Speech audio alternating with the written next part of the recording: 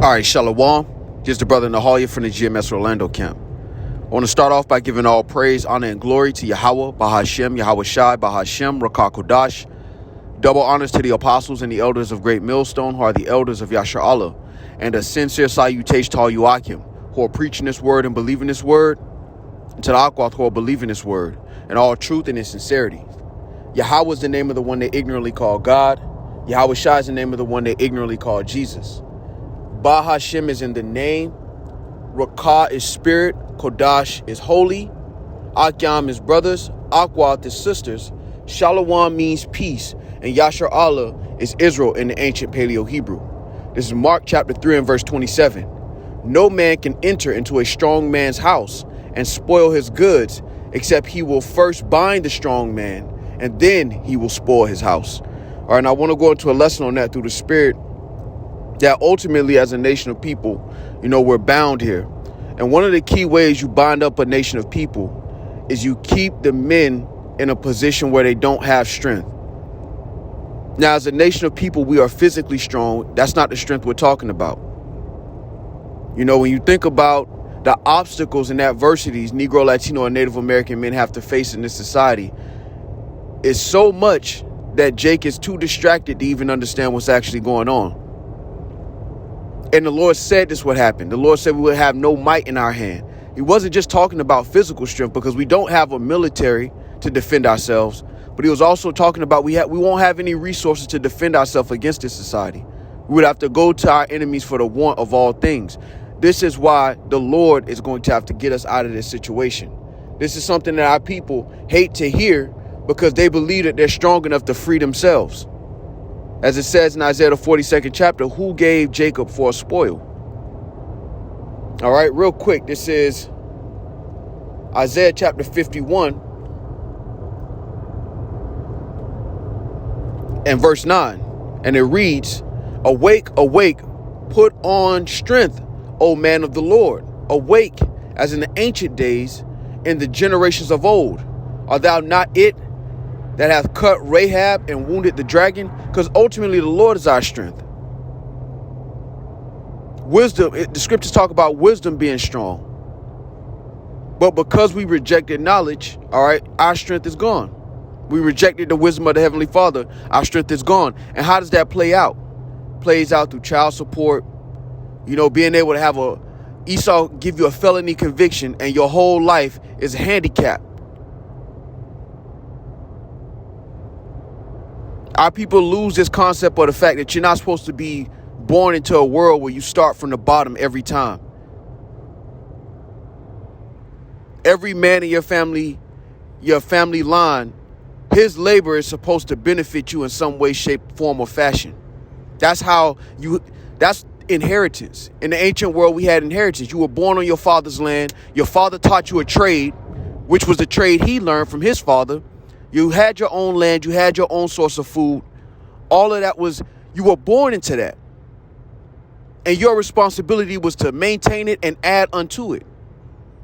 Nowadays, we're born into a world where you have to start from zero.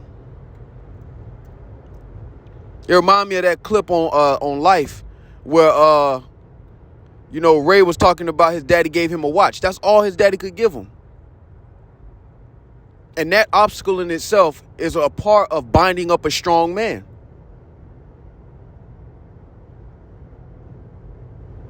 One of the key components of destroying a nation is destroying their family structure. Once you take that out of the equation, the man doesn't have a foundation to operate off of. And that's why we're returning to the stronghold. The stronghold is Yahweh Shai Shai, where the Lord gives us this understanding and comforts us. That's why it says, awake and put on your strength. Put on this beautiful garment, which is Yahweh Shai Shai, the Spirit of the Lord. Now I want to jump down to verse 14. All right, this is Isaiah 51 and 14. The captive exile hasteneth that he may be loosed, and that he should not die in the pit, nor that his bread should fail. And it takes me back to the curses when the Lord said, you will have no assurance of life. You have no might in the face of your enemies. Your life will hang in doubt. That's the average. And this is intentional. Ultimately, that wrath is from the Lord. You know, because we get on Esau, but Esau's a tool. He's a tool in the Lord's toolbox that was used to punish us. And that's why the Lord said, why should ye be stricken anymore? Jake is not taking heed to the curses of the Lord, the obstacles. They have normalized being under the curses. They've glorified it. And that's why ultimately the Lord's He's going to have to save us with a strong arm. We don't have the ability to save ourselves. And the captive exile, all right, which is the Israelites, Negroes, Latinos, and Native Americans, West Indians, and Haitians, wherever you're scattered.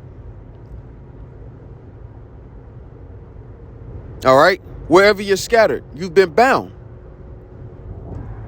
And this is a hard truth that our people avoid at all costs.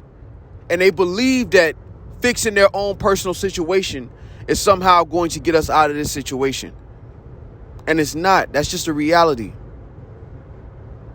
It's just a reality. That's why yesterday I did a lesson on this not being our rest. You know, Jake, we're strong people. We're mentally strong. We're spiritually strong. So our people they think that they can solve this problem themselves because they have this strength. But we're in a situation that the Lord has to get us out of. All right, real quick. This is how the Lord refers to us. All right, this is Isaiah 41 and 14. Fear not, thou worm Jacob, and ye men of Israel. I will help thee, saith the Lord, and thy Redeemer, the Holy One of Yashar'Allah. Worms don't have a defense. Think about a worm when it's raining. You know, they get upturned out of the dirt. And they're subject to the elements. They don't have a structure. They don't have an ability to defend themselves. And that's us as a nation of people. And when you zoom out of your own personal life and look at us as a nation of people, you're forced with a harsh reality that a lot of our people don't want to deal with, man. We've been bound, and we've been bound by the Lord.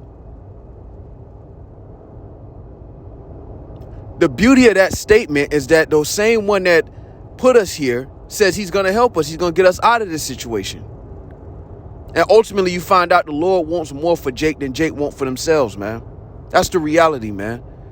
You ask the average Negro, Latino, or Native American, what's their hopes and dreams? It don't have nothing to do with us as a people.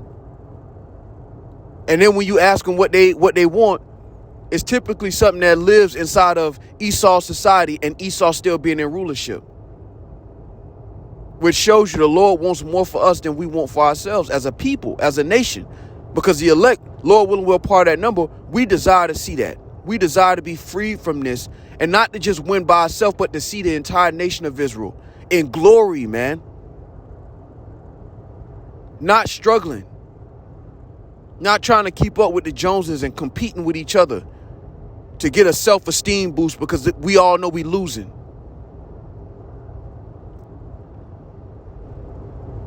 That's what the Lord is setting up for us as a nation of people, the Commonwealth. Our people are trying to change your circumstance. You can't change it without a Commonwealth. The reason Esau lives the way he lives is because they operate under a Commonwealth. The spoils they got from us as a people centuries ago, they've benefited off of. The land itself that they've been able to take and build a society on top of, they've benefited from that. That's a Commonwealth. They have strongholds they can go to. Edomite can go to France. Edomite can go to Europe. They have strongholds. That's a Commonwealth. Don't let these average Edomites fool you by telling you that they don't have no privilege.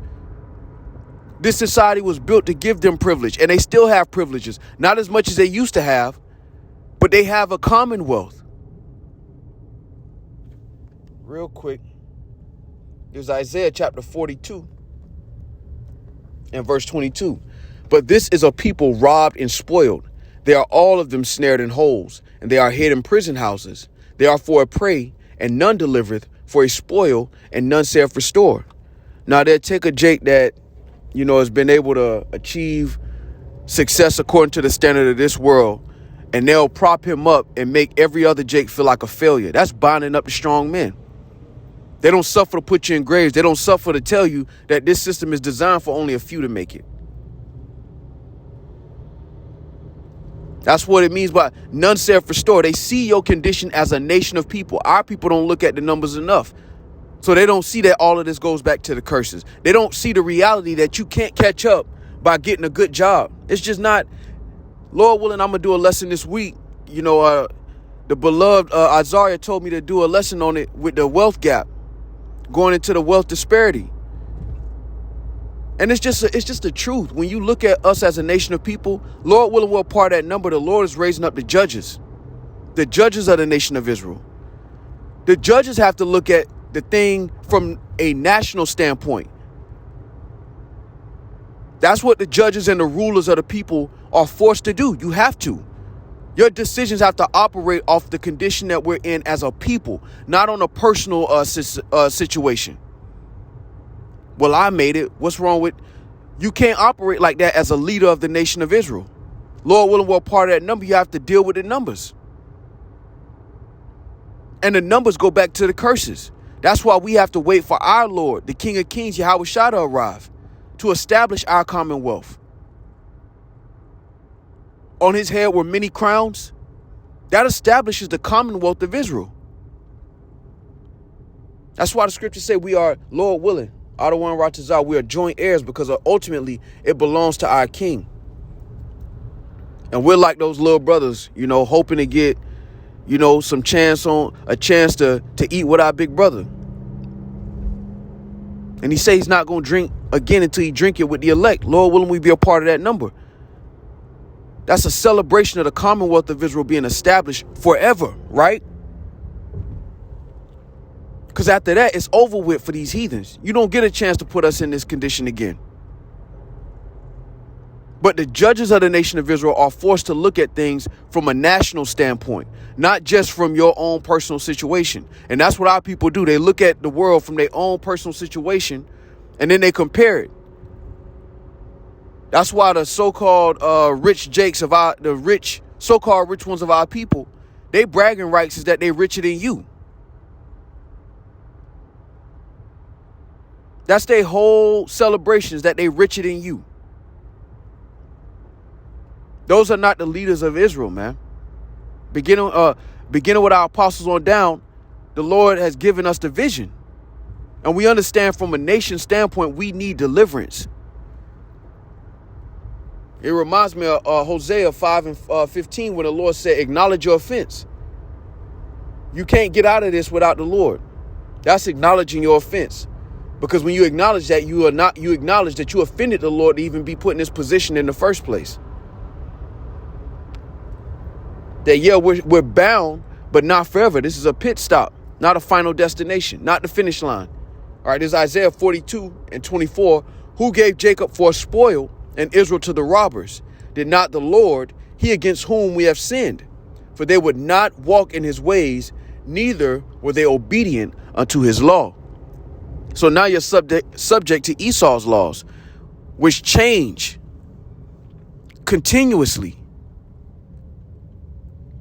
Instead of 613 laws, statutes, and commandments, you have to keep up with thousands of laws that Esau's placed in the books, and they change yearly.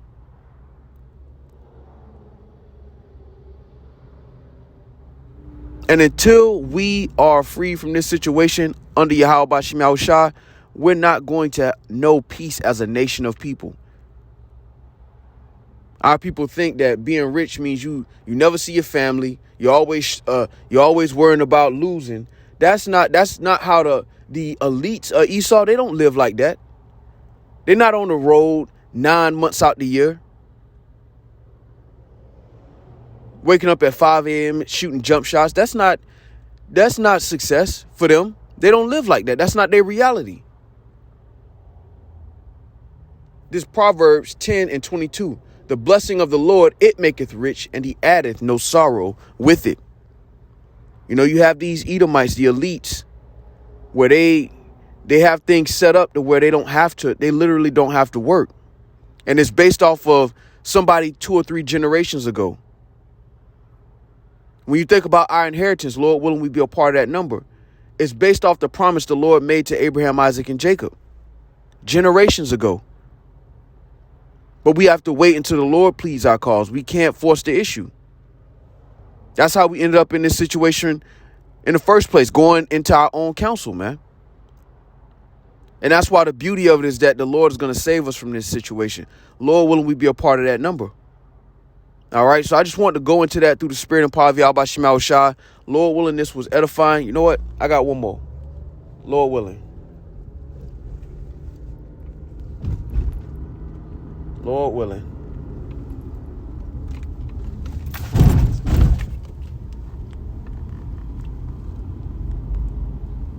So this is Zephaniah. All right. Zephaniah chapter 3 and verse 20. You know what? Let's start at 19. Behold, at that time I will undo all that afflict thee, and I will save her that halteth, and gather her that was driven out. And I will get them praise and fame in every land where they have been put to shame. And at that time I will bring you again, even, right?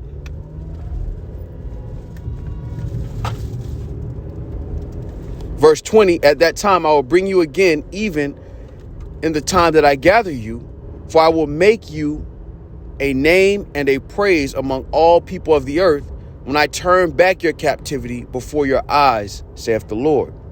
All right, so Lord willing, this was edifying. With that, I want to give all praise, honor, and glory to Yahweh, Bahashem Yahushua, Bahashem Rakakodash. Double honors to the apostles and the elders of Great Millstone, who are the elders of Yashar Allah, and a sincere salutation to all you Akim, who are preaching this word and believing this word, and to the Akwath, who are believing this word in all truth and in sincerity. Shalom.